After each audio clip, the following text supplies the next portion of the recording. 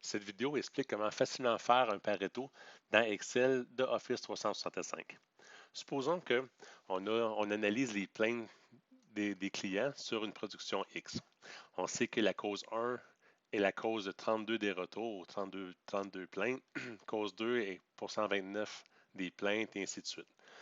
Pour faire un Pareto, c'est simple, il faut juste cliquer quelque part dans le tableau qui peut donner l'information pour faire un Pareto. Excel 365, lui, va s'en rendre compte qu'on veut faire un Pareto, puis il va déduire ce qu'on va utiliser comme données. Fait que c'est aussi simple que ça. Fait que le Pareto, il se construit, il reste à faire le graphique, le titre du graphique, puis les axes, puis tout ça, mais voyez-vous qu'ils ont déjà classé en ordre d'occurrence du plus grand au plus petit. Fait qu'ils ont trié automatiquement du plus grand au plus petit les fréquences absolues. Puis il a fait la ligne aussi de fréquences relatives. Fait que nous, on sait que de ce Pareto-là, il faut choisir le nombre de problèmes sur lesquels on va travailler qui vont constituer 80% des plaintes. Donc, est-ce qu'on travaille sur deux causes, sur trois? C'est pas tout à fait évident. Fait que pour le faire, il faut d'abord évaluer c'est quoi la fréquence qu'on appelle relative des plaintes. Fait que si on marque fréquence relative, mettons, relative. Ça, c'est simplement égal à le nombre de fois que la cause 1 apparaît, puis on divise par la somme, la somme de toute la production complète. Je vais appuyer sur F4 pour geler cette donnée-là. Fait qu'un coup on fait ça, on dit que, voyez-vous, la cause, la cause 1 contribue avec ses 32 occurrences à 10% des problèmes. Puis si on étend ça, ben, on a accès, on voit la contribution de chacun. Maintenant, ce qu'on peut avoir, c'est la fréquence relative cumulée. Fréquence relative cumulée. Ça, c'est la somme. C'est la somme de toutes les erreurs. C'est vraiment la ligne qu'on voit ici.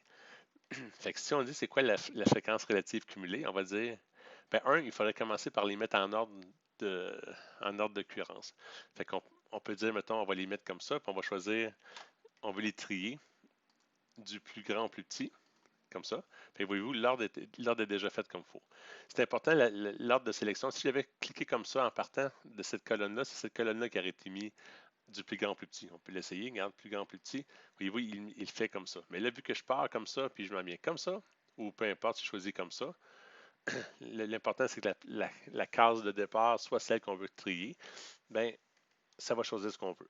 Si jamais il y avait un tri plus spécial, qu'on veut trier par une classe du milieu, on aurait juste pu faire un tri personnalisé, puis on aurait pu dire par quelle colonne trier, et ainsi de suite, puis on peut rajouter des colonnes. Mais dans notre cas, on n'a pas besoin. Juste si on y va par la colonne comme ça, les deux vont suivre de toute façon, parce que là, ils vont suivre la même proportion dans les deux. La fréquence cumulée, c'est la somme de tout ça. Fait que si on dit la fréquence cumulée de la cause 1, mais c'est juste la cause 1. Mais par contre, la contribution des deux ensemble, ça va être quoi? Ça va être ça plus ça. Puis la fréquence, quand on va additionner la troisième cause à la somme de ceux-là, ça va être ça plus ça. Donc, on peut juste étendre la sélection. Puis on voit que la cause 3, les trois premières causes comptent pour 80% des problèmes. Donc, si nous, on veut travailler sur 80% des problèmes, des réclamations, mais il faut travailler sur les trois premières causes. Les trois premières causes comptent pour 80% des problèmes. Fait que c'est pas plus compliqué que ça. Un coup qu'on sait ça, ben là, il faut juste changer le titre des graphiques, puis on peut rajouter encore là des titres aux axes, mais c'est juste ça qu'il faut faire. Donc, pour faire le Pareto, on commence on fait le graphique. Après ça, il faut trouver la fréquence cumulée une fois que les causes sont données en ordre croissant, décroissante d'occurrence. Puis on est capable ensuite de commenter, d'utiliser correctement le Pareto. Ben, j'espère que ça a été clair.